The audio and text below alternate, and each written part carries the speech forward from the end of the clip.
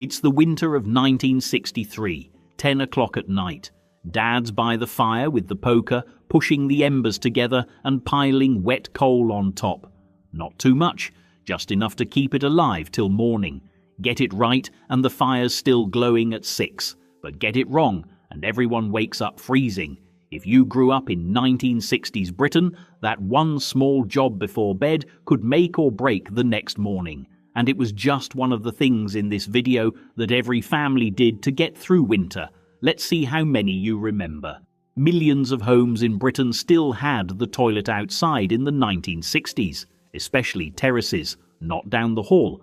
Out the back door, across the yard, past the coal bunker, in a little brick outhouse with a cistern on the wall. There was a bare bulb if you were lucky, a candle if you weren't. In winter, that cistern froze solid.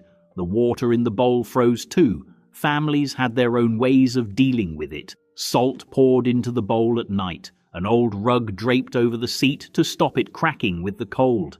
Some turned the water off at the stopcock before bed and flushed the system dry so there was nothing left to freeze. And when the temperature really dropped, the chamber pot came back, kept under the bed, used in the dark, emptied first thing. Nobody liked it, but nobody fancied that sprint across a frozen yard at 2 in the morning either. The wooden seat so cold it hurt. Every morning during a hard frost, the milk told you how cold the night had been. The cream inside the bottle froze solid and expanded, pushing the foil cap clean off the top. It sat an inch above the neck of the bottle like a little frozen hat. You'd see them on every doorstep in the street. Some mornings the birds got there first, blue tits especially. They'd peck through the foil to get at the cream before anyone had opened the front door. Families brought the bottles in and stood them in a pan of warm water until the cream softened enough to pour. During the big freeze of 1962 to 63, which began on Boxing Day and lasted until March, this was a daily job. Milkmen could barely keep up. Routes became dangerous. Some abandoned their floats and delivered on foot, carrying crates through the snow with their boots sliding on the ice. But they still came, every morning. Here's one that younger viewers won't even recognize. Chilblains. Red, swollen, unbearably itchy lumps on your toes, your fingers, sometimes your heels. Almost every child in 1960s Britain had them. They came from being frozen outside and then warming up too fast by the fire. Your hands and feet would swell up and the itching was awful. It drove you mad. You couldn't leave them alone. Mums had a dozen remedies, rubbing them with raw onion, soaking feet in warm water with mustard, calamine lotion if you could sit still long enough. Nothing really worked. You just waited until spring. It was so common nobody treated it as unusual. Just what happened in winter. Central heating has all but wiped them out. Ask anyone under 40 and they won't know the word. But mention it to someone who grew up in the 60s and watch their face. Before anything else happened each winter morning, someone had to deal with the fire. Cold ash from the night before had to be raked out of the grate and shoveled into a bucket. Grey dust rose into the air no matter how careful you were. Then the fire was laid fresh, scrunched newspaper at the bottom, thin sticks of kindling on top, arranged with gaps so the air could move through. Small pieces of coal placed on last. One match. That was the rule. If the coal was damp, if the chimney wasn't drawing, if you'd packed it too tight, you started again. In a room that was already freezing. This was the first job of every single day from October to March. You either did it yourself or you stood watching your father do it every morning of your childhood. And the smell of that first fire catching, newspaper and coal smoke and cold air, that was the smell of every winter morning. Almost nobody talks about this one, but everyone who lived it remembers. Every household kept a bucket of fire ash by the front door, and every morning, before anyone left the house, someone scattered it across the pavement outside. There was no waiting for the council. You cleared your stretch of pavement and your neighbour cleared theirs. The whole street did it. If someone was elderly or unwell, the house next door did it for them. Nobody made a fuss about it. It was just what you did. People looked after their patch. And if everyone looked after theirs, the whole street was safe. Monday was wash day, and in winter, wash day was a battle. Most families didn't get a washing machine until the late 1960s. Before that, it was a copper boiler, a dolly tub, or a twin tub if you were modern. But even those who had a machine still had to dry everything, and in the cold months there was nowhere for it to go but inside. The wooden clothes horse came out and stood in front of the fire. Sheets, shirts, school uniforms, vests, all draped across it in layers, steam rising off everything. The whole house smelled of warm, damp cloth for hours. The windows ran with condensation. Some homes had a ceiling-mounted wooden airer you'd lower on a rope, load it up, and winch it back to the ceiling where the warm air gathered. And if the weather outside was freezing but dry, washing still went on the line. It came back in frozen solid, shirts with the arms stuck out, sheets you could barely bend. You'd lean them against the fireguard to thaw and soften before folding. It sounds mad, but it worked. In a house that cold, food wasn't just dinner, it was heating.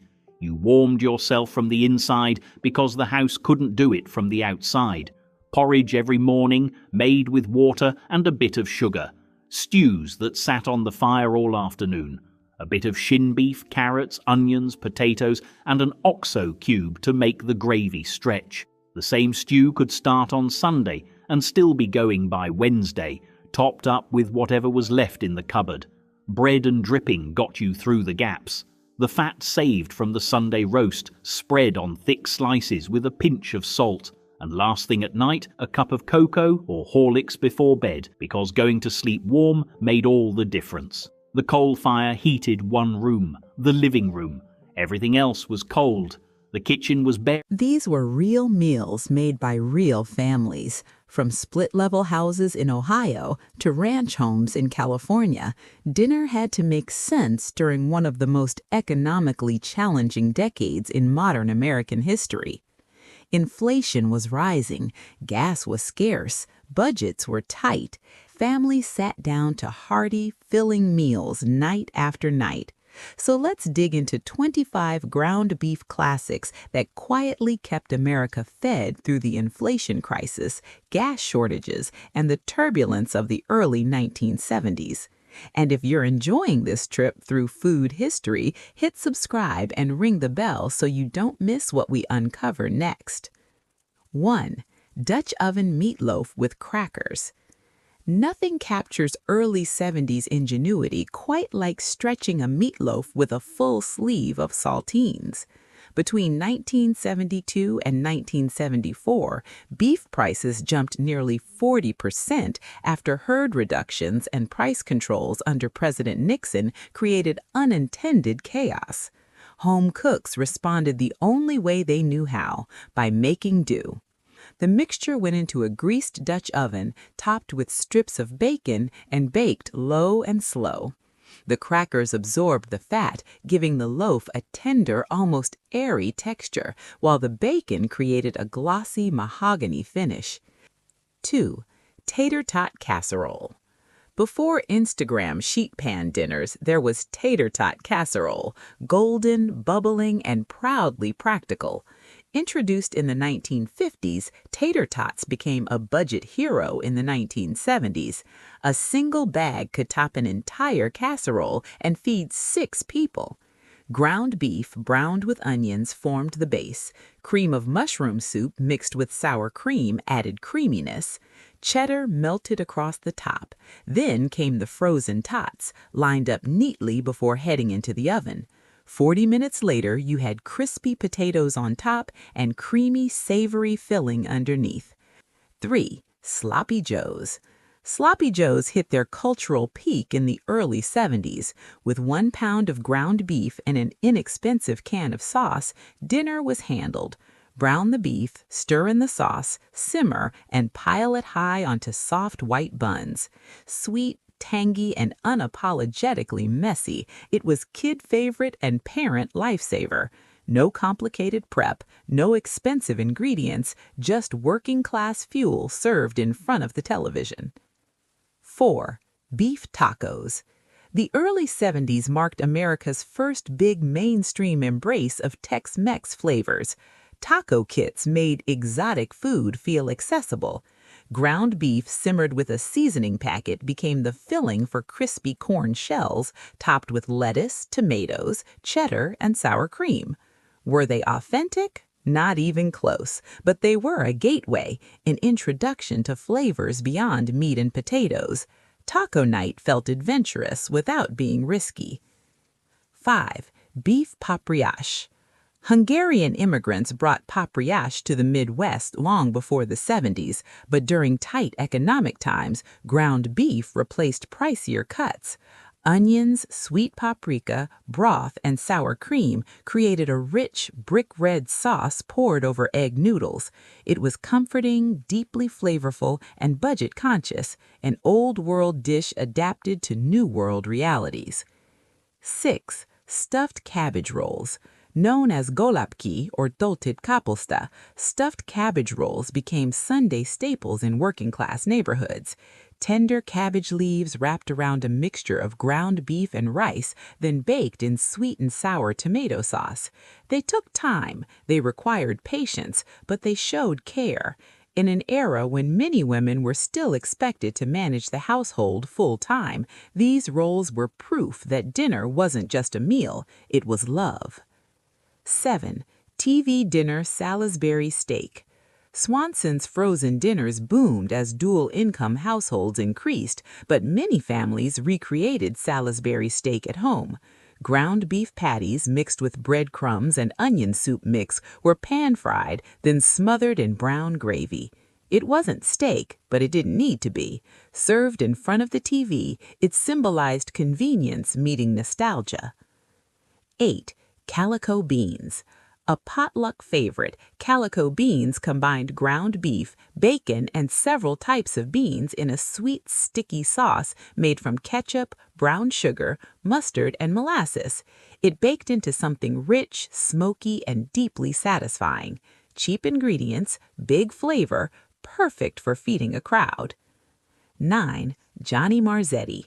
This baked pasta casserole, ground beef, egg noodles, tomato sauce, and layers of cheese was a Midwestern legend. Easy to assemble, endlessly adaptable, and perfect for stretching ingredients, it showed up everywhere, from church suppers to school cafeterias. 10. Beef and potato casserole. Layers of thinly sliced potatoes, seasoned ground beef, and creamy mushroom sauce baked into a filling one-dish meal. It was meat and potatoes philosophy in casserole form, simple, hearty, and dependable. 11. Cocktail meatballs. No 1970s gathering was complete without sweet and savory meatballs simmered in chili sauce and grape jelly. They were glossy, toothpick-ready, and surprisingly addictive. The sauce sounded strange but worked beautifully. They weren't about authenticity, they were about hosting with confidence. 12. Cowboy casserole. Ground beef, corn, tomato soup, and cheese topped with biscuit dough baked into a hearty skillet meal. It was bold, filling, and built for hungry families who valued substance over presentation. 13. Beef and rice skillet. One pan, ground beef, rice, vegetables, broth. Simmered together until tender and flavorful. Minimal cleanup, maximum payoff. Efficiency was the point. Hamburger stew. On cold winter nights, hamburger stew simmered for hours. Ground beef, potatoes, carrots, celery, tomatoes, and broth. It was practical, comforting, and endlessly stretchable. 14. Cheeseburger pie. Thanks to Bisquick's impossible pie magic, ground beef and cheddar baked into a self-forming crust. It sliced like pie, but tasted like a cheeseburger. Space-age convenience at its peak. 15. Swedish meatballs. Americanized Swedish meatballs simplified tradition into ground beef balls seasoned with nutmeg and allspice, simmered in creamy gravy. Served over noodles with cranberry sauce, they felt festive without being complicated. Hamburger gravy over mashed potatoes. A Depression-era holdover that thrived in the 70s, hamburger gravy turned 1 pound of beef into dinner for 6. Flour, milk, and beef fat created a thick, peppery gravy poured over mashed potatoes. It was humble, it was comforting, it worked. 16. Beef and cabbage skillet. Cabbage was cheap and filling.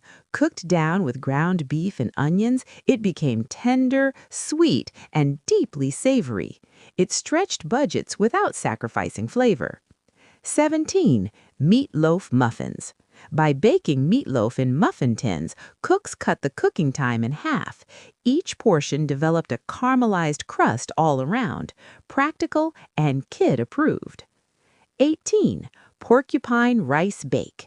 Uncooked rice mixed directly into ground beef, baked in tomato sauce until the grains puffed up like tiny quills. It was clever, economical, and almost entirely hands-off. 21. Beef enchilada casserole. Layered tortillas, seasoned ground beef, canned sauce, beans, and cheese baked into a bubbly dish that made weeknight dinners easier. Not traditional, but loved all the same. The 1970s weren't glamorous in the kitchen. They were practical. They were creative. They were about stretching, adapting, and feeding a family no matter what the headline.